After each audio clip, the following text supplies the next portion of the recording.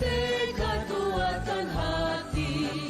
Negeri ini memanggilmu kawan. Belajar bergerak berbagi untuk negeri. Guru penggerak majukan pendidikan. Guru penggerak menghamba pada murid. Kreatif rancang pembelajaran. Hargai potensi, tingkatkan prestasi. Lahirkan profil pelajar Pancasila. Belajar bergerak berbagi untuk negeri kita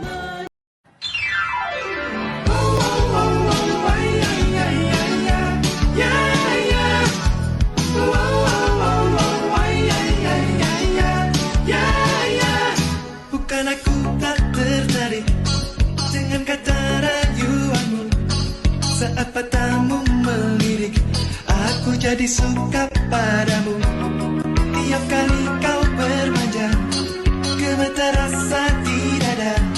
Ingin ku bisikan cinta, tapi hati ini malu jadinya.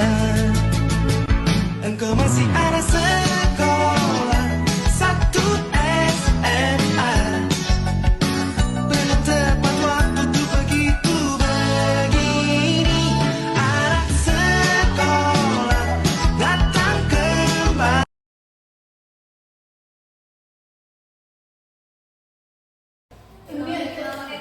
Ya, Bu. Assalamualaikum warahmatullahi wabarakatuh. Alhamdulillahi rabbil alamin. Wassalatu wassalamu ala asyrafil anbiya'i wal mursalin wa ala alihi wa sahbihi ajma'in, amma ba'd. Puji syukur kehadirat Allah subhanahu wa ta'ala. Alhamdulillah kita ucapkan dengan rahmat dan karunia dari Allah, sehingga kita bisa hadir pada pagi hari ini dalam rangka acara diseminasi menyebarkan pemahaman dan pengalaman penerapan budaya positif calon guru penggerak pada pagi hari ini. Salawat dan salam semoga Allah sampaikan kepada baginda Nabi Muhammad sallallahu alaihi wasallam dengan senantiasa melafazkan kalimah Allahumma shalli wa sallim ala sayyidina Muhammad wa ala ali sayyidina Muhammad. Kepala Sekolah SMK Progresif Batu Sangkar yang kita muliakan dan yang kami hormati Bapak Ibu majelis guru yang hadir pada pagi hari ini, dan teristimewa kepada guru-guru kita calon guru penggerak untuk angkatan ke-11 tahun 2024. Baik Bapak Ibu yang kami muliakan, susunan acara kita pada pagi hari ini.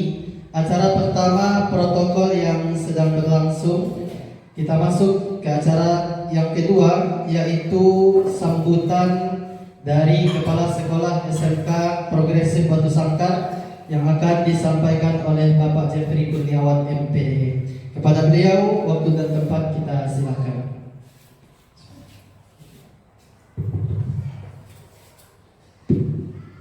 Bismillahirrahmanirrahim. Assalamualaikum warahmatullahi wabarakatuh.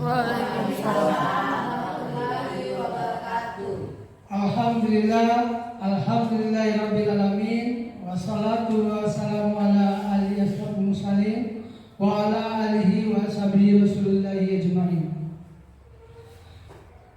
Pertama dan utama sekali, marilah kita sama-sama panjatkan rasa puji dan syukur kita atas kehadiran Allah Subhanahu wa taala, yang mana pada kesempatan pagi menjelang siang ini kita masih diberi limpah rahmat dan karunia-Nya, sehingga masih bisa kita berkumpul di ruangan ini dalam rangka salah satu aksi nyata dari rekan-rekan kita calon guru penggerak angkatan 11 tahun 2024.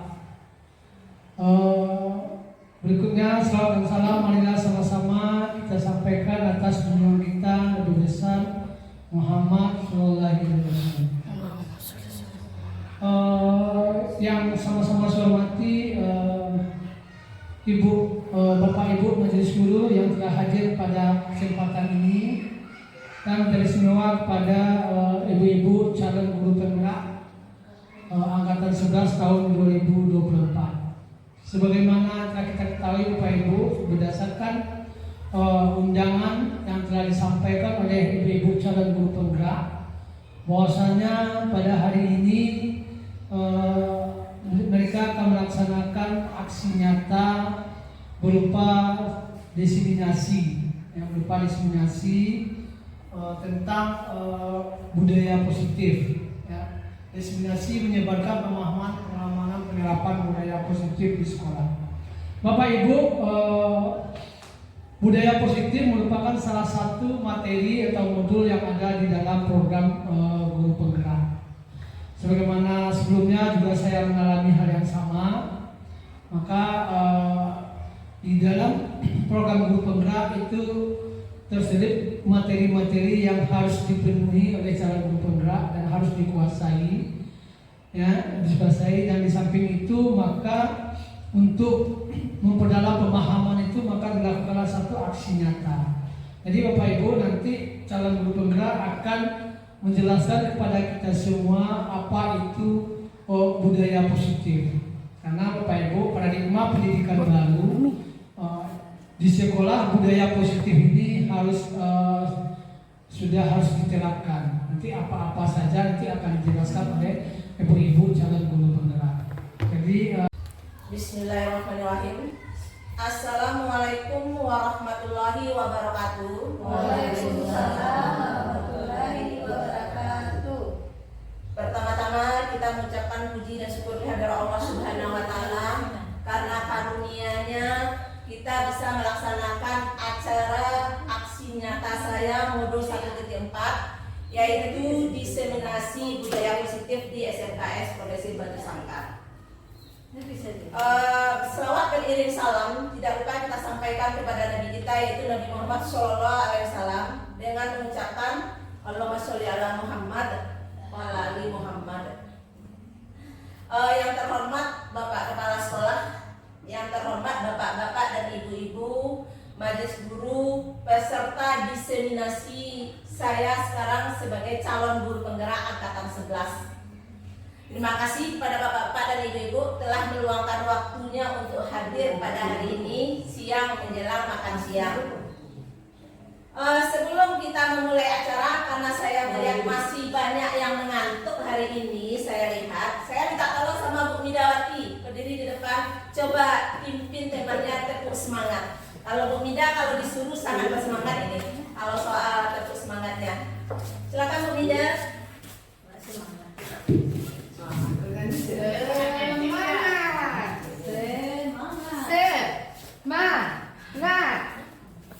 Silakan ke depan Bu Mida.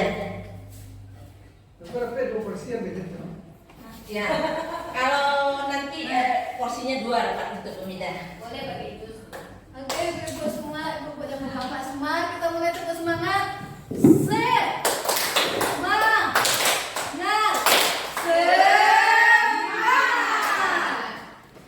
Terima kasih Bu Mida. Kalau sudah Bu Mida yang memimpin tepuk semangat, tanpa dipimpin pun akan semangat semuanya. Terima kasih Bu Mida.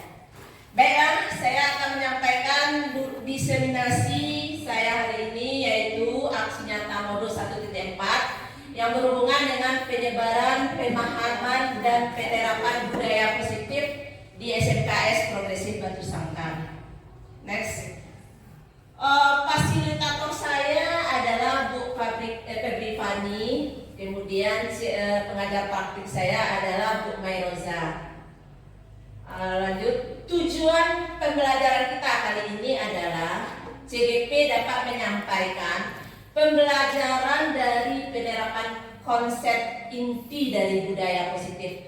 Apa saja budaya positifnya nanti, itulah nanti menjadi tujuan pembelajaran. Dan diharapkan nanti ada penimbasannya bagi bapak-bapak dan ibu-ibu.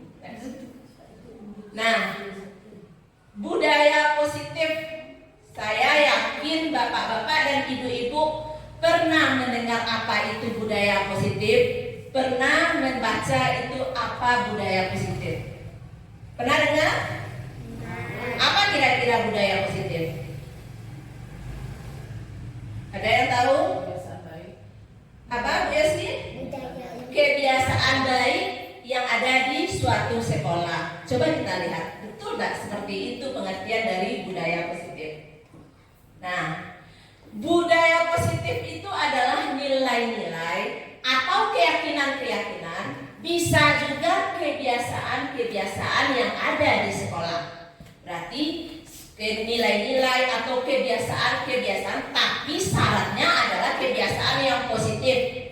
Jangan ada kebiasaan di sekolah yang negatif, berarti itu bukan budaya positif. Tapi kebiasaan tersebut harus yang positif, yang berlaku di suatu sekolah. Nanti tujuannya adalah supaya murid itu menjadi pribadi yang penuh hormat dan bertanggung jawab. Nah, ketika sudah membudaya, maka nilai-nilai karakter dari siswa pasti akan terbentuk. Kalau misalnya budaya positif sudah ada di satu sekolah, saya yakin karakter siswa itu mau tidak mau pasti dia terbentuk dengan sendirinya. Syaratnya kalau sudah menjadi membudaya. Next. Nah, budaya positif itu adalah sebuah nilai kebajikan yang menjadi keyakinan, kemudian pada akhirnya menjadi karakter atau ciri khas dari sebuah komunitas. Misal di SMK Progresif ada budaya positifnya adalah bersalaman dengan guru. Kalau itu tiap hari berjalan, kalau tiap hari tiap anak mampu melaksanakan itu, maka itu menjadi suatu budaya positif. Budaya positif ini, untuk menciptakan budaya positif di sebuah sekolah, guru hendaknya harus mampu menjalankan perannya. Apa jadi tugas guru? Apa yang menjadi tugasnya di sekolah? Dia harus mampu menjalankan perannya. Akhirnya kalau guru tersebut mampu menjalankan perannya, mau tak mau budaya positif itu pasti akan terwujud. Kalau budaya positif itu terwujud nanti akan mendorong murid itu akan mampu berpikir, akan mampu bertindak, akan mampu mencipta sebagai proses memerdekakan dirinya, sehingga mereka menjadi pribadi yang lebih mandiri, menjadi pribadi yang lebih bertanggung jawab. Nah, ini ada konsep-konsep inti budaya positif yang hendaknya bisa kita terapkan di sekolah kita nanti. Yang pertama, perubahan paradigma belajar. Yang kedua, disiplin positif. Yang ketiga, motivasi perilaku manusia. Yang keempat, kebutuhan dasar manusia. Yang kelima, posisi kontrol restitusi. Yang keenam, keyakinan kelas. Dan yang terakhir adalah segitiga restitusi. Nah, diharapkan nantinya ketujuh konsep-konsep budaya positif ini hendaknya bisa kita laksanakan di sekolah kita di SMK Progresif Batu Sangkar. Next, kita masuk yang pertama. Apa itu perubahan paradigma belajar? Nah, ini ada coba. Ada kepalan tangan. Di kepal tangan, satu orang bertindak menepal tangan, yang satu orang lagi dia merayu supaya kepalan tangan tersebut bisa dibuka. Apapun dilaksanakan oleh orang yang merayu, namanya merayu, nanti dia berusaha untuk membuka kepalan tangan tersebut. Nah, berarti ada nanti dua orang, yang satu mengepal, yang satu merayu dia. Next, Bu Yosi. Nah, setelah ada kegiatan mengepal dan merayu tersebut, muncul 3 buah pertanyaan di sini. Yang pertama, kenapa Anda mau membuka kepala tangan? Tentu ada alasannya. Kenapa Anda tidak mau membuka kepala tangan? Pasti juga ada alasannya. Nah, dalam hal ini yang menentukan mau tidak mau itu siapa? Orang lain atau diri kita sendiri? Ini saya kepal tangan saya dirayu oleh Pak Ilham. Sebab bagaimanapun cara Pak Ilham merayu tidak saya buka sama sekali. Siapa yang menentukan saya mau membuka atau tidak? Pak Ilham atau saya? Diri saya sendiri. Itu artinya kita yang mengontrol diri kita tersebut. Tidak ada orang lain. Kita yang akan mengontrol diri kita. Tidak ada pengaruh dari orang lain. Next, you see. Nah, ini perubahan paradigma belajar. Bagaimana seorang bisa berubah dari paradigma stimulus respon ke pendekatan teori kontrol ini menurut Stephen R. Covey. Katanya, bila kita ingin membuat kemajuan perlahan, sedikit-sedikit ubahlah sikap dan perilaku Anda. Jadi kalau kita ingin maju dari diri kita dulu berubah. Jangan kalau saya ingin maju, Pak Ilham saya suruh berubah, nggak mungkin. Jadi kalau kita ingin maju secara perlahan, jadi perlahan, nggak usah majunya loncat terus, tapi perlahan. Ubahlah dari sikap kita terlebih dahulu. Namun bila kita ingin memperbaiki cara-cara utama kita, maka perlu mengubah kerangka acuan kita. Berarti yang kita ubah ada di dalam diri kita. Kalau ini berubah. Tapi kalau kita tidak mau berubah dari diri kita sama sekali, berarti kita tidak mau melaksanakan perubahan. Next. Nah, ini ada stimulus respon ke teori kontrol. Kalau menurut stimulus respon, realitas atau kebutuhan kita itu sama, itu tidak? Bu Yosi dengan Bu Eti sama kebutuhannya. Itu salah kan? Berarti yang betulnya adalah teori kontrol. Realitas atau kebutuhan kita semua itu berbeda. Tidak ada yang sama-sama sekali. Walaupun anak kembar sekalipun, kembar dia, tapi tetap dia berbeda. Tidak ada yang sama. Lalu yang kedua, semua orang melihat hal yang sama. Bu Yosi melihat saya mungkin berbeda dengan cara Bu Yani melihat saya. Dia melihat saya dari segi apa, Bu Yani melihat saya dari segi apa. Pasti. Nah, setiap orang memiliki gambaran yang berbeda. Yang ketiga, kita mencoba mengubah orang agar berpandangan sama dengan kita. Bisa nggak seperti itu? Nggak bisa kan? Berarti ini kita berusaha memahami bagaimana pandangan orang lain terhadap dunia. Perilaku buruk dilihat sebagai satu kesalahan. Betul nggak? Anak kita berperilaku buruk, enggak kita tinjau kenapa dia berperilaku seperti itu. Kita anggap dia langsung dia melakukan kesalahan. Bisa seperti itu? Tidak kan?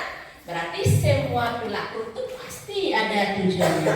Mengapa si A seperti ini? Ada tujuannya. Mengapa si B melakukan seperti ini? Pasti ada tujuannya. Lalu orang lain bisa nggak mengontrol saya? Bisa orang lain mengontrol diri kita sendiri? Tidak kan? Hanya kita yang bisa mengontrol diri kita. Tidak ada pengaruh orang lain sama sekali. Mau apa kita, mau maju kita, mau mundur kita sendiri yang akan mengontrol. Yang selanjutnya, saya bisa mengontrol orang lain. Itu juga tidak bisa sama sekali. Saya kontrol Bu Yosi harus ke sini, harus ke sana, harus kemana. Itu saya kontrol, itu tidak bisa. Karena Bu Yosi punya diri sendiri. Hanya dia yang bisa mengontrol dirinya. Nah, pemaksaan ada saat menunjukkan gagal. Kemudian kolaborasi dan konsensus menciptakan pilihan-pilihan baru. Terakhir, modelnya berpikir menang kalah kalau di stimulus respon. Ibu suruh, saya suruh Bu Yosi berlaga dengan Bu Yosi. Pasti ada menang, ada kalah. Itu menurut stimulus respon. Tapi kalau teori kontrol tidak, sama-sama menang. Cara berpikir, model berpikir yang sama-sama menang. Lanjut. Nah, ini paradigma belajar yang kita laksanakan sekarang. Pembelajaran dengan paradigma baru merupakan pembelajaran yang dirancang berdasarkan prinsip pembelajaran berdiferensiasi. Berdiferensiasi ini artinya nanti kita belajar itu apa itu berdiferensiasi. Nanti peserta didiknya kita ajar sesuai dengan kebutuhannya, kebutuhan belajarnya. Syaratnya nanti dia akan mencerminkan profil pelajar Pancasila. Nah, apa saja itu profil pelajar Pancasila yang akan nanti dimunculkan dari sikap siswa? Ada 6 profil pelajar Pancasila. Yang pertama, beriman, bertakwa kepada Tuhan Yang Maha Esa, dan berakhlak mulia. Yang kedua, berkebinekaan global. Yang ketiga, bergotong royong. Yang keempat, kreatif. Yang kelima, bernalar kritis. Dan yang terakhir adalah mandiri. Next.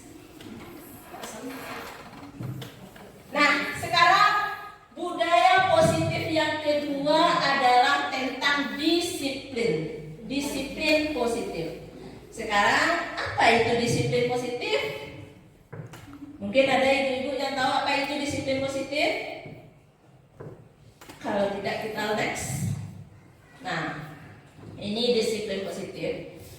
Bapak pendidikan kita yaitu Ki Hajar Dewantara menyatakan bahwa di mana ada kemerdekaan, di situ harus ada disiplin. Berarti kalau ingin merdeka harus ada disiplin. Orang yang tidak disiplin tidak akan pernah bisa merdeka. Berarti di mana ada kemerdekaan, disitulah harus ada disiplin yang kuat. Sungguh pun disiplin itu bersifat self-disiplin atau disiplin, yaitu kita sendiri yang mewajibkan kita untuk berusaha sekeras-kerasnya supaya kita menjadi seorang disiplin. Nah, seandainya kita tidak mampu mendisiplinkan diri sendiri, perlu orang lain untuk mendisiplinkan kita. Di sini, kalau kita sebagai guru SMK profesi tidak mampu kita menjadi seorang pribadi yang disiplin, perlu kepala sekolah untuk mendisiplinkan kita. Itulah menurut Ki Hajar Dewantara. Betul tuh? Betul. Kalau seandainya saya tidak mampu mendisiplinkan diri saya, Pak Jeb, tentu Pak Jeb yang akan mendisiplinkan saya kan sebagai pimpinan saya. Nah, itulah dia disiplin. Itu menurut Ki Hajar Dewantara. Pernyataan Ki Hajar Dewantara itu muncul sebelum Indonesia merdeka, tapi sekarang bisa kita pakai walaupun sudah lama berlaku kan? Berlaku itu sudah lama dicetuskan oleh Ki Hajar Dewantara. Sekarang sudah tahun 2024, apa yang diucapkan oleh Ki Hajar Dewantara itu masih bisa kita pakai sampai sekarang. Itu tentang disiplin. Lanjut Bu Yosi. Nah, yang perasaan. Nah, disiplin positif itu adalah suatu pendekatan menerapkan disiplin diri dalam diri anak tanpa adanya bentuk hukuman atau hadiah.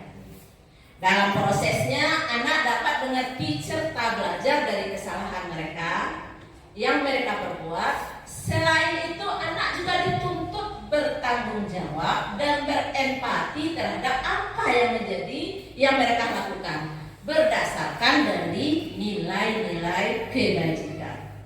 Next. Nah, sudah dua tadi budaya positif yang kita pelajari. Yang pertama adalah mengenai paradigma belajar baru, kemudian disiplin positif. Mungkin sampai di sini ada yang perlu ditanyakan sebelum kita lanjut. Lanjut Bu Yosi. Next.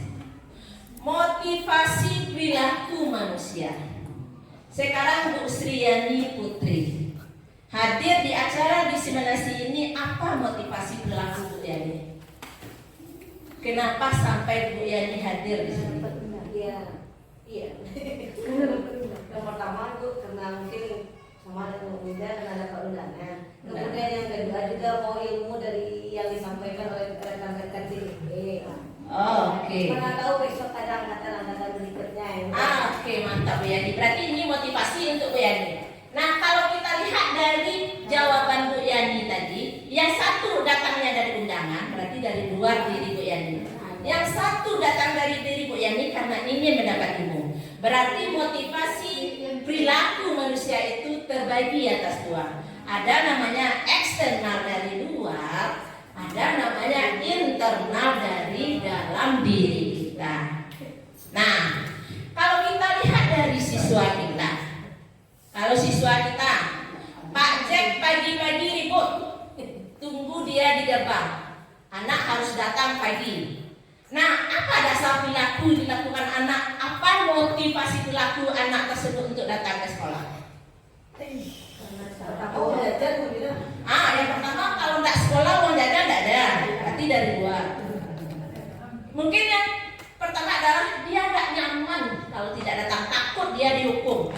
Berarti dia menghindari ketidaknyamanan. Kalau sampai sekolah disuruh pajak nanti macam-macam takut dia kan? Berarti dia menghindari ketidaknyamanan. Lalu yang kedua, Nabil datang tepat waktu pagi. Alasannya biar dapat imbalan atau dapat penghargaan. Siapa tahu nanti pemilihan siswa yang teladan, pilih Nabil. Itu berarti yang kedua mendapatkan imbalan atau penghargaan.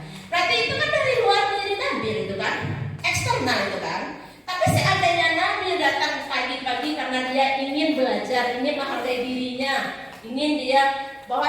dia tahu tujuan belajar ke sekolah itu apa, nanti itu adalah motivasi yang diinginkan dari dirinya atau internal. Nah, dengan memahami ketiga motivasi perilaku tadi, saya dapat mengidentifikasi motivasi perilaku siswa di SMK progresif itu bagaimana, apa dasarnya. Nah, seandainya siswa terdorong oleh melakukan perilaku karena menghindari hukuman atau dengan tujuan mendapatkan penghargaan, tentu kita sebagai guru memotivasi bagaimana supaya karena mereka sudah datang rajin walaupun datangnya dari luar eksternal motivasi tersebut, kita dorong dengan lambat-lambat mudah-mudahan mereka mempunyai motivasi internal. Internal maksudnya dia datang ke sekolah memang karena kebutuhannya. Dia datang ke sekolah memang itulah tujuan hidupnya. Jadi nanti tugas kita walaupun awalnya adalah eksternal.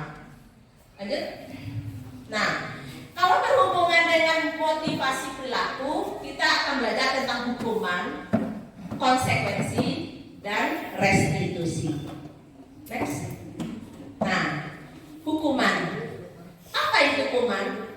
Kita sebagai guru mungkin sering mendengar hukuman. Atau kita sebagai guru dulu pernah memberikan hukuman. Pernah tidak memberikan hukuman kepada siswa kita? Nah, hukuman itu direncanakan atau tidak sebelumnya? Pasti tiba-tiba kan? Kita berdiri di gerbang, datang anak terlambat, tiba-tiba kita hukum. Itu berarti hukuman itu bersifat tidak terencana. Berarti tidak ada direncanakan sama sekali. Berarti dia tiba-tiba. Kemudian yang kedua, hukuman tersebut bersifat satu arah dia. Berarti kalau hukuman itu bersifat satu arah, berarti hukuman itu cuma untuk anak. Ada hukuman untuk guru. Karena hukuman itu cuma satu arah.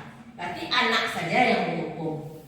Aturannya dari guru. Datang terlambat jam segitu ada hukumannya. Kemudian yang ketiga, hukuman itu bisa diberikan dalam bentuk fisik, bisa juga diberikan dalam bentuk fisikis yang menyakiti bagi mereka. Mungkin kata-kata kita akhirnya rusak hatinya kan. Berarti itu sejenis dari hukuman. Lalu yang kedua itu konsekuensi. Apa itu konsekuensi? Konsekuensi ini sudah terencana, sudah ada kesepakatan sebelumnya antara guru dengan siswa. Sudah dibahas, pagi kita datang jam 7.30. Datang kita jam 7.30. Sama dengan ini kita buat keyakinan kelas. Harusnya tadi kita buat keyakinan kelas sebelum kita mulai acara ini. Satu, tidak boleh buka HP.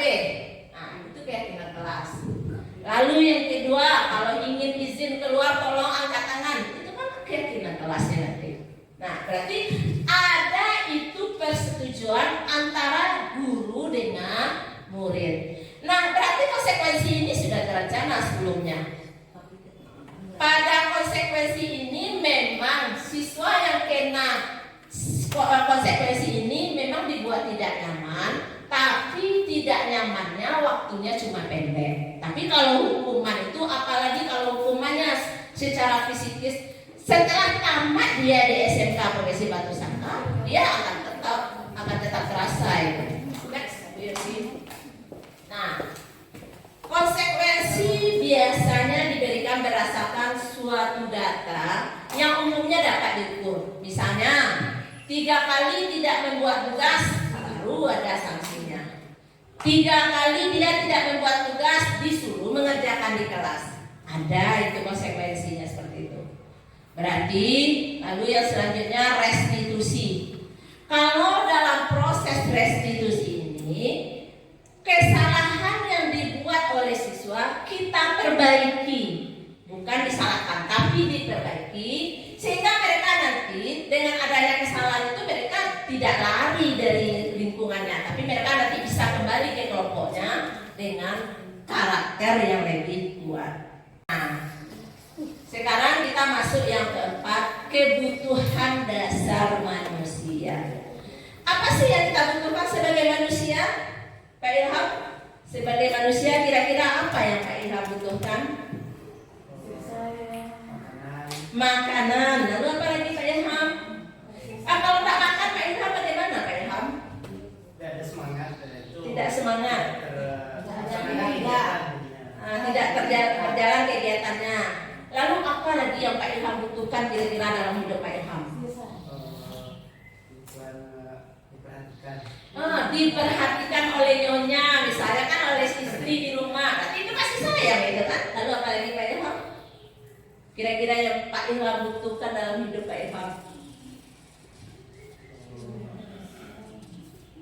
Apa kira-kira yang kita butuhkan? Kita semuanya pasti butuh itu, tidak ada itu.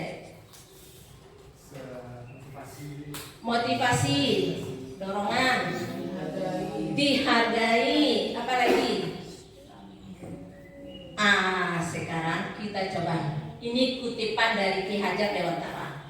Dari kutipan Ki Hajar Dewantara ini, di sini kita lihat posisi kita sebagai pendidik itu bagaimana. Nah, kita ambil contoh perbandingan dengan hidup tumbuh-tumbuhan seorang petani. Dalam hakikatnya sama artinya kita sebagai pendidik atau guru. Yang petani ini menanam padi. Hanya dengan menuntun tumbuhnya padi, dia memperbaiki kondisi tanah. Kemudian memelihara tanaman padi, diberinya pupuk, diberinya air, dibasminya ulat, dibasminya jamur, baru nanti padi itu bisa tumbuh. Sama dengan guru. Kita tidak bisa sekedar mengajar, ada nanti yang perlu kita tuntun anak-anak kita. Next, yes. Next. Oke. Kebutuhan dasar manusia itu sebenarnya ada 5. Yang seperti yang disebutkan oleh Pak Ilham tadi, dia butuh makan, berarti dia butuh bertahan hidup. Makan itu kan untuk kita bertahan hidup kan. Cobalah tak makan 1 minggu mati itu kan. Berarti kebutuhan untuk bertahan hidup. Lalu yang kedua, kalau kebutuhan bertahan hidup itu misalnya rumah, makanan pokok ya kan. Kemudian yang kedua adalah kebutuhan akan kasih sayang. Bisa nggak kita hidup tanpa kasih sayang? Bisa nggak kita hidup sebagai tidak tanpa kasih sayang sama sekali? Berarti tidak bisa sama sekali kan? Berarti kebutuhan kasih sayang dan rasa diterima di SMK Progresif Batu Sangkar. Betul nggak Pak Ilham? Yang ketiga, kebutuhan akan penguasaan. Saya berkuasa sebagai seorang guru di 12 AKL, itu penguasaan saya. Lalu kebutuhan akan kebebasan. Saya tidak mau terikat sama sekali oleh siapapun. Saya bebas mau apa saja yang akan saya laksanakan. Itu kebutuhan akan kebebasan. Lalu yang terakhir, kebutuhan akan kesenangan. Kita butuh hiburan kan? Makanya ada yang healing itu kan karena dia butuh itu untuk kesenangan hidupnya. Coba kita nggak ada healing sama sekali, apa jadinya? Pasti mau nonton. Next Bu Yosi, ini ada contoh kasus. Ibu Yosi, guru akuntansi 10 AKL di SMKS Provinsi Batu Sangkar, sedang bingung menghadapi ulas salah satu muridnya di kelasnya itu si Marcel. Beberapa anak di kelas 10 AKL telah datang kepadanya dan mengeluhkan Marcel ini sering meminta bekal kepada anak-anaknya dengan cara paksa. Nah, jika kita sebagai menghadapi situasi seperti Bu Yosi ini, kira-kira apa yang akan kita lakukan? Lalu, kira-kira apa alasan Marcel ini melakukan ini kalau dihubungkan dengan kebutuhan dasar manusia? Nah, kira-kira apa alasan Marcel melaksanakan itu? Bu Ita, kira-kira apa alasan Marcel kok dia mau-maunya meminta bekal temannya? Tidak bawa bekal. Lalu Bu Yanti, apa kira-kira alasannya? Apa kira-kira? Oh, sambal kawan enak, sambal dari rumah ada enak, ya kan? Bisa. Itu. Lalu apa lagi kira-kira? Sarapan, nampak punya kawan enak, ingin mencoba. Ingin mencoba. Lalu? Oh, boleh. Bu Mida, apa kira-kira alasan si Marcel melakukan menurut Bu Mida? Karena dia ingin merasa berkuasa. Nyambil punya kawannya takut kan? Merasa berkuasa. Oke, coba kita lihat. Nah, kebutuhan manusia itu, dasar manusia itu ada 5 tadi. Kebutuhan bertahan hidup. Kenapa dia butuh bertahan hidup? Nah, ini si Marcel ini dia minta punya kawannya karena dia lapar. Sedangkan bekal dia tidak ada sama sekali. Berarti dia melakukan kegiatan tersebut karena dia ingin bertahan hidup. Berarti itu alasan si Marcel, karena dia ingin bertahan hidup. Lanjut. Si Marcel ini dia mengambil bekal temannya karena dia ingin diperhatikan. Misalnya kalau diambilnya punya si Nisa nanti mencari Marcel. Nah, berarti dia ingin cari perhatian. Kalau dia ingin mencari perhatian, berarti Marcel ini butuh akan kasih sayang atau rasa diterima. Lanjut. Lalu yang ketiga, penguasaan. Kata siapa tadi menjawab? Marcel ini ambil bekal karena dia ingin kawannya takut sama dia. Takut kawannya sama dia, bahwa dia orang yang berani, orang yang bagak kalau di bahasa kita. Berarti itu artinya si Marcel ini butuh penguasaan, kebutuhan akan penguasaan. Lalu yang keempat, kebebasan. Kalau seandainya Marcel ini dari rumah ada bekalnya, tapi rupanya dia bosan. Menu yang diberikan oleh orang tuanya itu juga. Makanya nampak menu si Nisa yang lebih enak rasanya dimintanya. Itu berarti Marcel ini ingin bebas, ingin suatu kebebasan. Next. Terakhir, kesenangan. Kalau seandainya Marcel ini mengambil bekal Nisa tadi karena dia ingin bersenang-senang, ingin mengganggu, berarti di sini adalah dia butuh akan hiburan atau kesenangan. Nah, ini posisi kontrol kita sebagai seorang guru. Saya mengajar sudah 26 tahun, Bu Yani mungkin ada 15 tahun, Bu Eti mungkin lebih dari 30 tahun. Tanpa kita sadari sebenarnya kita telah melaksanakan posisi kontrol kita di sekolah itu seperti apa. Lanjut Bu Yosi. Nah, itu. Posisi kontrol seorang guru itu sebenarnya ada 5. Yang pertama, dia sebagai seorang penghukum. Yang kedua, dia sebagai seorang pembuat rasa bersalah. Yang ketiga, dia sebagai seorang teman. Yang keempat, dia sebagai seorang pemantau. Yang kelima, dia adalah seorang manajer. Sekarang kita lihat kira-kira posisi kita selama ini di mana. Lanjut Bu Yosi. Nah, satu, penghukum.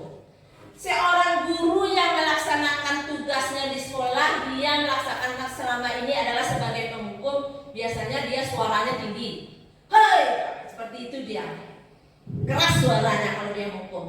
Bahasa tubuhnya biasanya dia melotot, beda matanya itu. Kemudian dia menunjuk, kamu.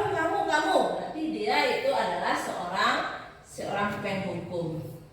Seorang penghukum bisa menggunakan hukumnya secara fisik maupun secara verbal. Orang-orang yang menjalankan posisi penghukum ini senantiasa mengatakan bahwa sekolah butuh itu karena ada sistem yang mengaturnya. Kenapa saya menghukum si Marcel? Karena ada sistemnya. Marcel terlambat, saya hukum karena ada aturannya. Kalau terlambat itu bagaimana? Nah, itu dasarnya seorang penghukum. Nah, bagi orang murid yang menerima hukuman dari guru tersebut, kemungkinan mereka sering marah. Betul tidak mereka sering marah kita hukum? Mereka kadang-kadang mendendam, lama dendamnya, atau lebih bersifat agresif. Misalnya dia coret-coret, malahan dulu pernah yang kacanya dipecahkan kan? Ada seperti itu. Next Bu Yosi. Ucapan dari seorang penghukum itu ciri-cirinya adalah patuhi aturan saya, kalau tidak awas kamu nanti. Kamu selalu saja salah, tiap hari salah. Pasti selalu yang terakhir selesai kalau tugasnya di sekolah. Terlambat lagi, pasti terlambat lagi. Selalu datang terlambat. Kapan kamu bisa datang tepat waktu? Itu biasanya kalimat-kalimat penghukum. Itu yang muncul dari seorang penghukum. Lalu yang kedua, posisi kontrol guru yang kedua adalah membuat rasa bersalah. Bagaimana ciri khas dari seorang guru yang suka membuat rasa bersalah? Yang pertama, nada suaranya biasanya memelas sekali, halus dan sedih, ada ekspresi sedihnya. Lalu bahasa tubuhnya dia mendekat ke arah si anak. Kemudian itu buruk. Lalu kalau memang seperti itu kejadiannya, murid itu akan merasa bersalah. Bersalah dia kepada guru, kenapa dia membuat kesalahan seperti itu.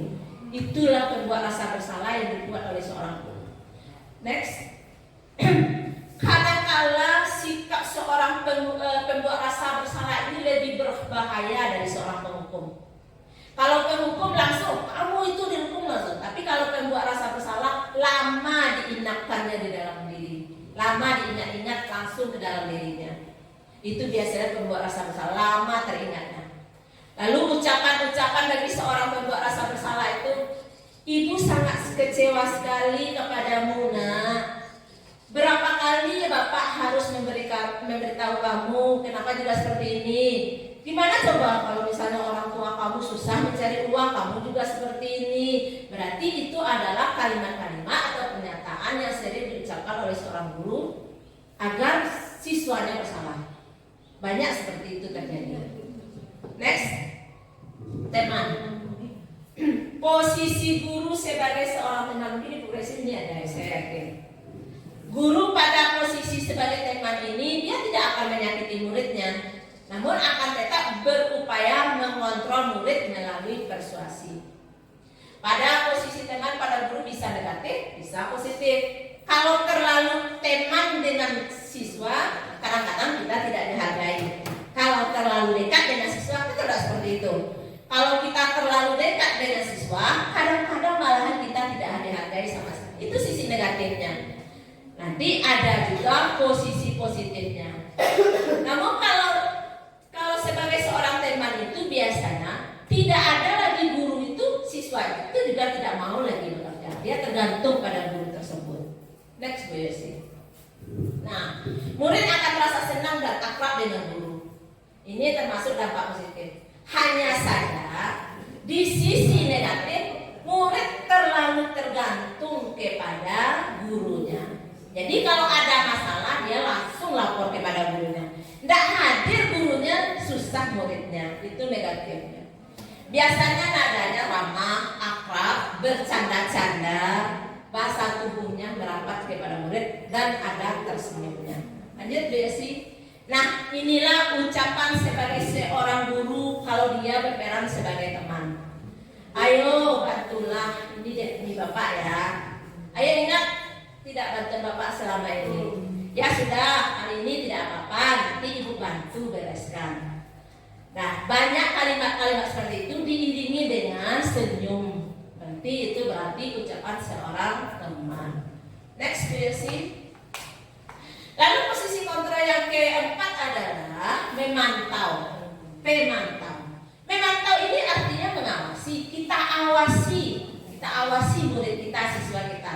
Apakah siswa kita mau berbuat sesuai dengan peraturan-peraturan dan konsekuensi? Itu pemantau, itu gurunya. Nah, seorang pemantau dia melaksanakan tugasnya tentu ada perhitungannya, ada dasarnya, ada catatannya, ada datanya. Dia melaksanakan tugas itu ada datanya, nanti digunakan sebagai bukti atas perilaku dari siswa tersebut. Nanti digunakan stiker, ada catatan, ada daftar si A ini kesalahannya, si B ini ada dari hasil pantauannya. Berarti dia memantau, tidak asal memantau, tentu ada dasar kenapa dia memantau, ada dasarnya. Lanjut, Bu Yosi. Nah, ucapan dari seorang pemantau biasanya, Adi, tahukah kamu jam berapa sebenarnya kita mulai? Ini sering kita laksanakan di sekolah kita. Jam berapa mulai sekolah? Jam berapa datangnya? Jam berapa berangkatnya? Kamu terlambat, apa alasannya? Itu adalah kalimat-kalimat dari seorang pemantau. Dia memantau kenapa Anda ini terlambat 15 menit, setengah jam, 1 jam. Next, Bu Yosi. Nah, Posisi terakhir dari seorang guru adalah manajer. Ini sebenarnya posisi yang diharapkan bagi kita sebagai seorang guru. Kalau bisa posisi inilah yang akan kita laksanakan. Posisi ini di mana guru berbuat sesuatu bersama murid, kemudian mempersilahkan murid mempertanggungjawabkan perilakunya. Nanti mendukung murid agar menemukan solusi atas apa masalah yang terjadi. Itu bagi seorang manajer. Nanti kita seorang manajer itu gurunya nanti menyelesaikan masalah siswa dengan penggunaan segitiga restitusi. Nanti kita belajar. Next. Nah, ini ucapan seorang manajer. Adik, kamu mengetahui jam berapa sekolah dimulai? Ya, kamu terlambat. Kira-kira bagaimana cara kamu memperbaiki ini? Nah, begitu ada kalimat-kalimat yang menunjukkan bahwa nanti ada penyelesaian masalah dari siswa. Nanti kita ketemu dari segitiga restitusi. Lanjut terus. Sekarang keyakinan kelas. Apa itu keyakinan kelas? Apa itu keyakinan kelas? Keyakinan kelas itu seperangkat nilai atau prinsip yang disepakati bersama antara guru dengan siswa. Berarti ada kesepakatan. Misalnya dibuat di kelas kesepakatan keyakinan kelas kita adalah datang pagi harus jam 7.30. Berarti nanti seandainya siswa tersebut tidak hadir pas 7.30, tentu dia tahu bahwa itu dia telah melanggar dari keyakinan kelasnya. Itu lanjut Bu Yosi. Nah, bagaimana cara pembentukan keyakinan kelas atau sekolah kita? Yang pertama, keyakinan kelas itu bersifat lebih abstrak daripada peraturan, yang lebih rinci dan konkret. Keyakinan kelas itu harus berupa pernyataan yang universal, yang biasa kita baca, kita lihat. Buanglah sampah, jagalah kebersihan, misalnya itu keyakinan kelas. Yang ketiga, pernyataan keyakinan kelas senantiasa dibuat dalam bentuk positif. Apa maksudnya? Siapa yang tahu kenapa keyakinan kelas harus dibuat dalam bentuk positif? Kenapa? Apa contohnya? Ada yang tahu? Kita sekarang tidak boleh, kalau bisa usahakan tidak memakai kalimat dilarang. Dilarang buang sampah sembarangan. Usahakan jangan pakai seperti itu. Itu berarti kalimatnya adalah kalimat negatif. Kita ambil misalnya dilarang buang sampah sembarangan, ambil yang positifnya misalnya jagalah kebersihan misalnya kan. Jadi arahkan keyakinan kelas yang dibentuk itu dengan kalimat-kalimat yang positif. Kenapa hal itu bisa terjadi? Kenapa kita harus pakai kalimat positif? Karena seandainya kita memakai kalimat negatif, dilarang buang sampah sembarangan, anak itu punya keinginan untuk membuang sampah sembarangan. Ada keinginannya. Sama dengan kita lihat di jalan-jalan. 10 meter lagi jangan lihat ke kiri. Kira-kira apa yang kita laksanakan? 5 meter lagi jangan lihat ke kiri. Apa yang kita lakukan? Rasa penasaran kita lagi tinggi, gitu kan? Akhirnya kita melihat juga ke kiri. Sama dengan ini. Jangan buang sampah sembarangan. Alasan ibu apa? Kita buang aja lah sampah sembarangan, katanya kan? Makanya pakai kalimat-kalimat positif. Jagalah kebersihan. Kebersihan itu sebagian dari iman. Ada kalimat-kalimat positif seperti itu. Nah, keyakinan itu jangan terlalu banyak. Keyakinan itu jangan terlalu banyak, sekitar 3 atau sampai 7. Karena untuk memudahkan siswa mengingat, kalau dia ingat keyakinannya, tentu dia ingat melaksanakannya. Nah, lanjut Bu Yosi. Nah, prosedur pembentukan keyakinan kelas. Yang pertama, persilakan warga sekolah atau murid bercurah pendapat. Kira-kira keyakinan kelas kita yang kita butuhkan di kelas ini apa? Misalnya, saya ingin kelas saya bersih, misalnya. Saya ingin kelas saya aman. Berarti ada kesepakatan, ada curah pendapat dari murid nanti kenapa dia butuh seperti itu. Baru dibuat keyakinan. Kalau muridnya ingin kelasnya bersih, muncul kalimat keyakinan kelas, jagalah kebersihan misalnya kan. Kalau dia ingin kelasnya itu aman, misalnya muncul kalimat positif apa yang berhubungan dengan keamanan dan seterusnya. Kemudian setelah murid itu bercurah pendapat ya nanti di kelas, catat semua masukan murid itu. Si A mencurahkan ada 10, si B ada 10, si C ada 15, ada yang 5. Catat semuanya. Setelah dicatat semuanya nanti baru dirangkum, dicari mana kalimat-kalimat yang pas untuk keyakinan kelas. Yang negatif rubah dia menjadi yang positif. Contoh, kalau kalimat negatif jangan berlari di kelas atau koridor. Kalau positifnya berjalanlah di kelas atau koridor. Berarti kalimat-kalimat jangan, kalimat-kalimat tidak boleh, dilarang itu dihindari dari keyakinan kelas yang kita buat nanti. Keyakinan kelas itu kapan kita buat? Kira-kira awal pembelajaran, tengah pembelajaran, atau akhir pembelajaran? Pada awal pembelajaran. Berarti pada awal pembelajaran dibuatlah keyakinan antara guru dengan siswanya, apa kira-kira yang dibutuhkan di kelasnya. Nah, kemudian tinjau kembali daftar curah tadi, buat peraturannya, dirangkum.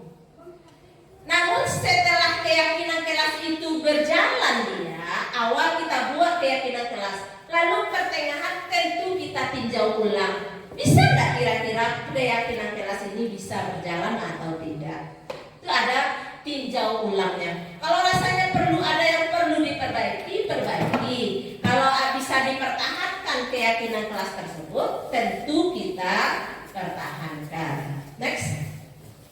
Nah, setelah keyakinan kelas atau sekolah selesai dibuat, maka semua warga kelas dipersilahkan meninjau ulang dan menyetujuinya. Tentu ada penandatanganan di kelas tersebut, keyakinan tersebut. Kemudian setelah disetujui, keyakinan kelas itu nanti ditempel di dinding. Jadi semua warga kelas harus tahu dia apa saja keyakinan kelas. Setiap kali dia masuk, dia pasti membaca. Tempel nanti di dinding. Lanjut. Keyakinan kelas. Siswa hadir di kelas tepat waktu. Tiket harus dilakukan di lebih awal. Wajib memakai seragam. Berperilaku sopan santun. Nah, ini dilarang, nggak boleh pakai itu. Itu kalimat negatif. Oke, lanjut. Ini ada nilai-nilai kebajikan. Keyakinan kelas yang kita buat itu hendaknya sesuai dengan nilai-nilai kebajikan yang ada. Yang pertama, nilai kebajikan profil pelajar Pancasila ada 6 tadi. Beriman, bertakwa kepada Tuhan Yang Maha Esa dan berakhlak mulia, mandiri, bernalar kritis, berkebinekaan global, bergotong royong, dan kreatif. Lalu nilai yang kedua menurut Ibu, primary program. Ini ada banyak, ada toleransi, rasa hormat, integritas, mandiri, menghargai, antusias, dan lain-lain. Next. Kemudian ada yang dari 9 pilar karakter Indonesia, Heritage Foundation IHR, cinta Tuhan dengan segenap ciptaannya, kemandirian dan tanggung jawab, kejujuran atau amanah, diplomatis, hormat, santun, dan sebagainya. Kemudian ada petunjuk seumur hidup dan keterampilan hidup. Keterampilan hidup atau life skill dapat dipercaya lurus hati, pendengar yang aktif, tidak merendahkan orang lain, memberikan yang terbaik pada diri. Next. Lalu ada ini nilai petunjuk hidup, ada peduli, ada penalaran, ada bekerjasama, ada keberanian, keinginan, ada usaha, dan seterusnya. Next. Nah, ini segitiga restitusi. Segitiga restitusi ini, nah ini segitiga restitusi. Yang namanya segitiga ada 3 langkah restitusi. Namun kita lihat dulu apa kira-kira ya restitusi. Next versi. Restitusi itu proses menciptakan kondisi bagi murid untuk memperbaiki kesalahannya. Bagaimana kita memperbaiki kesalahan kita? Pakai segitiga restitusi. Segitiga itu sesuai namanya ada 3 langkah. Yang pertama menstabilkan identitas. Identitas anak itu distabilkan dulu, baru bisa diselesaikan masalahnya. Sebelum dia distabilkan identitasnya, masalahnya tidak bisa diselesaikan sama sekali. Lalu yang kedua, setelah menstabilkan identitas dari anak tersebut, next you see, setelah menstabilkan identitas dari anak tersebut, validasi yang segitiga tadi lo isi dulu. Yang pertama, stabilkan dia identitas anak terlebih dahulu. Kemudian validasi tindakan mana yang salah dari kegiatannya, apa yang salah pada dirinya. Setelah divalidasi apa yang salah, baru ditanyakan kira-kira keyakinannya apa yang telah dilanggar oleh anak tersebut. Kita lihat Bu Yosi, next. Belum start. Nah, ini dia segitiga restitusi. Yang pertama, menstabilkan identitas. Prinsipnya adalah membuat kesalahan adalah bagian dari proses pembelajaran. Dalam belajar itu pasti manusia itu ada yang salah, tidak ada manusia yang sempurna. Berarti kesalahan tersebut adalah bagian dari proses pembelajaran, itu menstabilkan identitas. Lalu yang kedua, menstabilkan identitas ini artinya menggeser identitas murid tersebut dari yang gagal dia menjadi sukses dia. Berarti tak selamanya murid yang salah itu gagal. Kita harus berusaha menggeser identitas dari yang gagal itu menjadi sukses. Kemudian jangan sampai mengkritik anak yang sedang melakukan kesalahan atau identitas gagal. Itu tidak boleh kita mengkritik, oh kamu salah ini, jangan sampai mengkritik. Lalu yang keempat, menstabilkan identitas itu merupakan sisi dasar dari segitiga restitusi. Tujuannya adalah meyakinkan kegagalan yang dialami oleh seorang anak adalah hal positif yang nantinya pasti berubah ke arah kesuksesan. Nah, apa saja pernyataan yang diajukan seandainya kita ingin membahas masalah anak dari segi menstabilkan identitas? Kalimat yang biasanya kita munculkan adalah kita panggil anak, lalu ada muncul kalimat, nah, membuat kesalahan itu adalah sesuatu yang wajar. Manusia itu tidak ada yang sempurna. Berarti itu menstabilkan identitas. Kita bisa memperbaiki kesalahan ini. Saya tidak menanyakan kesalahan, tapi fokus bagaimana memperbaiki kesalahan. Nah, apakah saat ini menjadi orang baik untuk dirimu? Berarti itu adalah kalimat atau pernyataan yang muncul pada saat menstabilkan identitas. Lanjut. Yang kedua adalah setelah identitas dari anak stabil dia, baru kita validasi tindakan mana yang salah. Memvalidasi tindakan yang salah ini adalah berdasarkan prinsip setiap perilaku berupaya untuk memenuhi suatu kebutuhan tertentu. Guru akan bergeser dari pemikiran stimulus menjadi proaktif. Mengenali dan mengakui kebutuhan murid itu dapat memperbaiki hubungan dengan murid.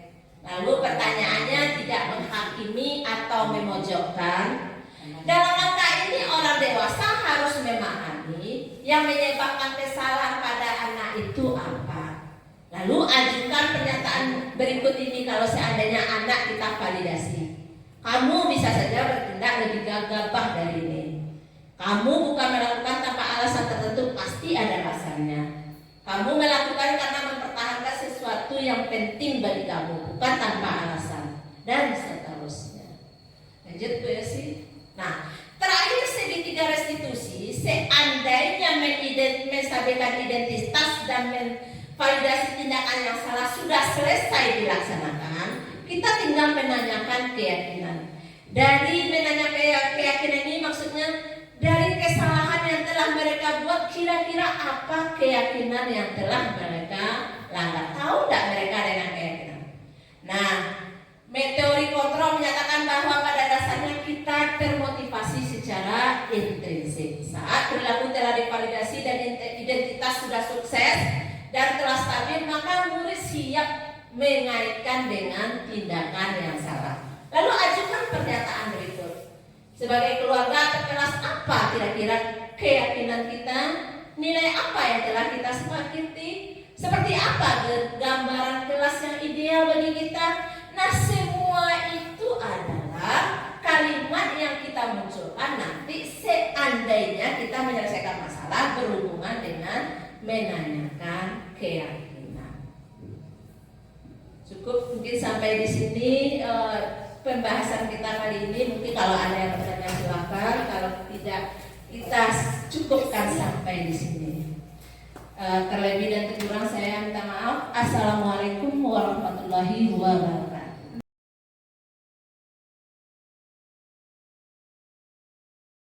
Bismillahirrahmanirrahim. Assalamualaikum warahmatullahi wabarakatuh. Bagaimana kabarnya hari ini? Pagi ini? Ya baik. Sekarang kan kita tahun ajaran baru sekarang kan? Sebelum kita memulai pelajaran di tahun ajaran, pelajaran kita sekarang adalah akuntansi. Nah, kelas sekarang adalah kelas 11 AKL. Nah, sebelum memulai pelajaran nanti tentu ada aturan-aturan atau kesepakatan apa saja yang akan kita berlakukan di kelas kita. Nah, aturan atau kesepakatan ini kita buat bersama, bukan dari ibu. Biasanya peraturan kan dari ibu, kalian tinggal melaksanakannya. Tapi sekarang kita buat kesepakatan, datangnya dari kalian. Yang kalian pikirkan itu kira-kira kalian mampu tidak mengerjakannya nanti. Contoh, kalian ingin sekolah ini bersih. Kalau ingin sekolah ini bersih, nyaman, tentu jagalah kebersihan. Kalau menjaga kebersihan itu biasanya kalian harus sanggup menjaganya. Misalnya, kalian tidak boleh membuang sampah sembarangan. Misalnya kan, jangan. Kalian letakkan sampah di tempat yang sudah disediakan. Lalu ada piketnya, mampu tidak kalian nanti piket? Nah, kesepakatan ini nanti kalian keluarkan dari pikiran kalian sesuai dengan kemampuan kalian, mampu tidak kalian menjalankannya di kelas ini. Nah, itu namanya keyakinan atau kesepakatan kelas kita. Nah, untuk langkah awal nanti ibu akan meminta pendapat kalian, kira-kira apa yang ada dalam pikiran kalian yang kita laksanakan di kelas kita. Nanti ibu bagikan stikimat ini, kalian tulis di sini apa yang ada dalam pikiran kalian. Nanti kalian tulis kira-kira misalnya si Putri yang terpikir olehnya dia ini ada keamanan di lokal ini misalnya. Nah, dia tulisnya. Setelah Putri menulis nanti ditempel di sini. Ditempel di sini. Berapa orang kita semuanya ditempel di sini. Setelah ditempel nanti apa pikiran masing-masing di kelas, kita rangkum dari sebanyak pikiran itu nanti baru kita letakkan keyakinan di kelas kita. Mungkin pikiran Putri sama dengan Adil, berarti satu jadinya kan. Nanti kita rangkum apa saja pikirannya bersama di kelas ini. Nah, setelah itu baru kita tetapkan keyakinan kelas ini sebenarnya tidak terlalu banyak. Mungkin cukup 5, 6 atau 3. Tapi syaratnya semua anggota kelas harus bisa mengerjakannya. Paham itu? Nah, keyakinan kelas ini perlu kita buat sebelum kita mulai pembelajaran. Oke, ada yang ingin bertanya sebelum kita membuat keyakinan kelas?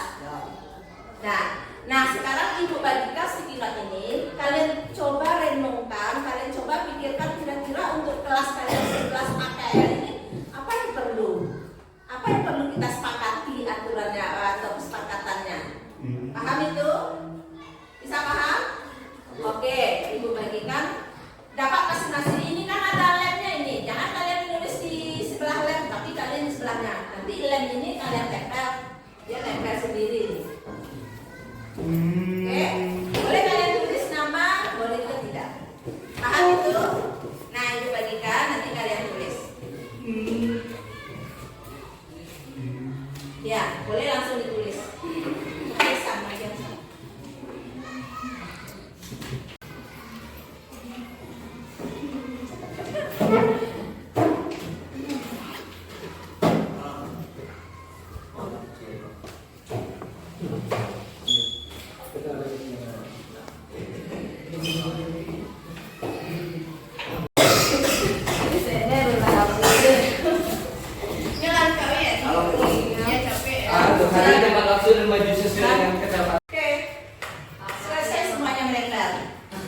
Selesai. Coba ibu hitung dulu. Anggotanya di kelas ini 1, 2, 3, 4, 5, 6, 7, 8, 9, 10, 11, 12, 13, 14, 15 orang. Betul nggak? 1, 2, 3, 4, 5, 6, 7, 8, 9, 10, 11, 12, 13, 14. Nah, siapa kira-kira yang tidak menempel? Siapa yang tidak menempel? Ada yang tidak membuat, tidak ada idenya untuk kelasnya, ada nggak kira-kira? Soalnya kita 15, sekarang yang ada cuma 14. Ada yang tidak mengeluarkan ide? Kalau tidak mengeluarkan ide boleh, berarti mengikut yang lainnya. Ya.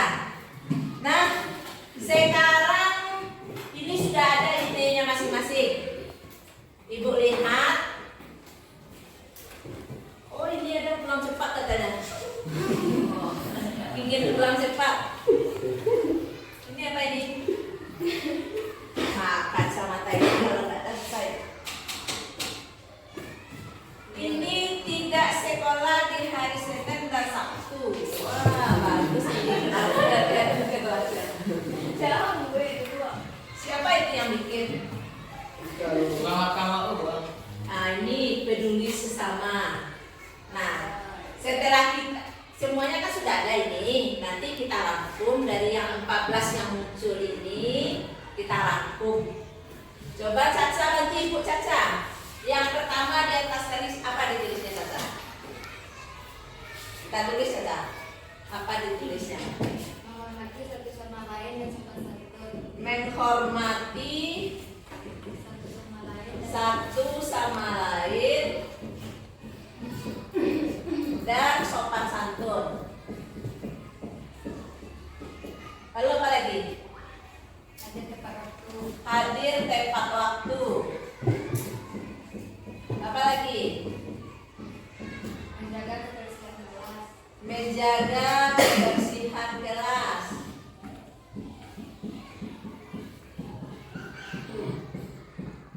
Lalu Memakai seragam sesuai aturan. memakai seragam sesuai aturan.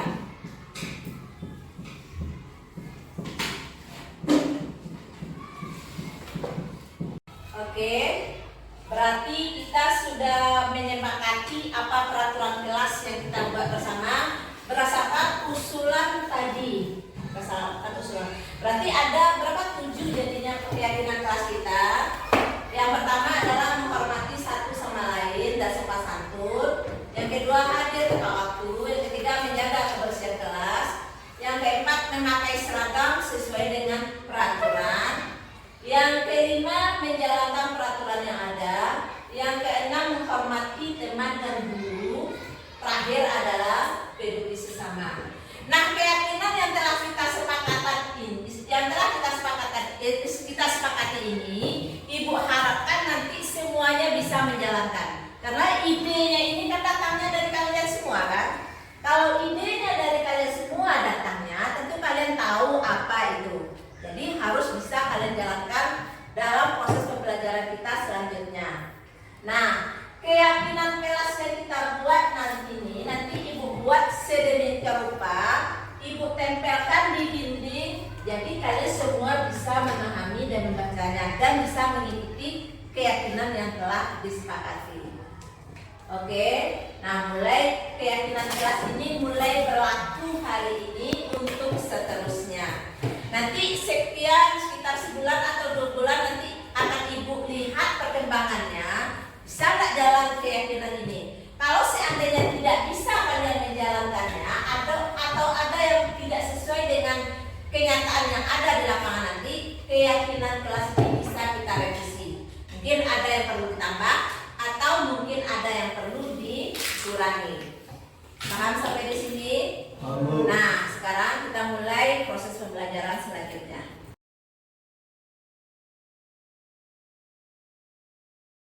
Bapak Ibu yang saya hormati, alhamdulillah pada kesempatan hari ini rekan-rekan kita calon guru penggerak telah menyelesaikan satu tahap dari aksi nyata diseminasi budaya positif di sekolah. Jadi sebagaimana telah disampaikan oleh rekan-rekan kita tadi, bahwasanya budaya positif itu sangat penting sekali kita terapkan dan dibudayakan di sekolah, baik itu dalam kegiatan kita di luar PBM maupun di dalam kegiatan PBM. Jadi apa-apa yang telah disampaikan oleh rekan-rekan kita tadi bisa menjadi acuan bagi kita semua nanti dalam melaksanakannya di dalam kegiatan sehari-hari kita di sekolah. Semoga apa yang telah disampaikan oleh rekan-rekan kita itu bisa kita terapkan untuk kegiatan kita selanjutnya. Terima kasih kepada rekan-rekan kita calon guru penggerak yang telah memberikan materi tentang budaya positif ini. Semoga menjadi amal ibadah bagi mereka dan bisa bermanfaat bagi kita semua demi kemajuan sekolah yang kita sama-sama cintai ini. Sekian, terima kasih. Wabillahi taufiq hidayah. Assalamualaikum warahmatullahi wabarakatuh.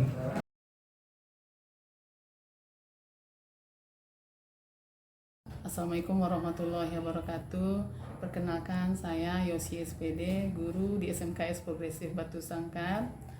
Pada hari ini saya telah mengikuti kegiatan diseminasi tentang budaya positif yang telah disampaikan oleh rekan sejawat saya, yaitu Ibu Andriani SPD, calon guru penggerak angkatan 11.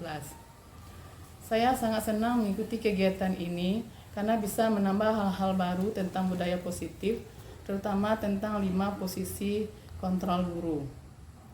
Mudah-mudahan ke depannya saya bisa menjadi manajer bagi siswa saya, sehingga bisa menciptakan pembelajaran yang menyenangkan dan berpusat pada siswa. Terima kasih Ibu Andriani. Semoga kedepannya Ibu menjadi guru penggerak yang semakin hebat. Assalamualaikum warahmatullahi wabarakatuh.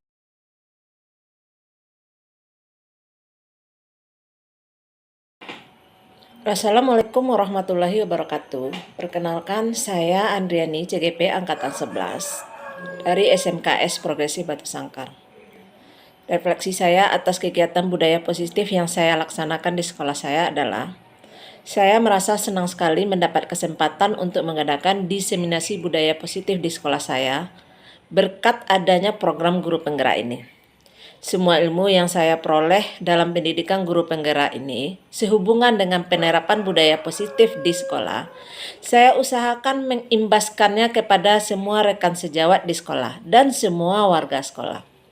Mudah-mudahan dengan adanya kegiatan diseminasi budaya positif ini mampu menghadirkan suatu nilai-nilai, keyakinan, kebiasaan yang baik di sekolah yang berpihak kepada murid di SMKS Progresif Batu Sangkar, sehingga mereka mampu berkembang menjadi pribadi yang kritis, penuh hormat, dan bertanggung jawab. Diharapkan ketika sudah membudaya, maka nilai-nilai karakter yang diharapkan akan terbentuk pada diri siswa. Demikianlah refleksi saya sebagai CGP Angkatan 11. Terima kasih. Assalamualaikum warahmatullahi wabarakatuh.